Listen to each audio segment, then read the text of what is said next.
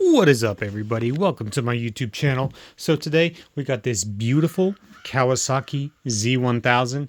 Now this is a 2012 and I'm gonna show y'all how to do something really hard today. I've been getting a lot of requests for this video and I know this is really hard, but I'm gonna show y'all how to install these mirror block off screws. So basically you gotta look at this here.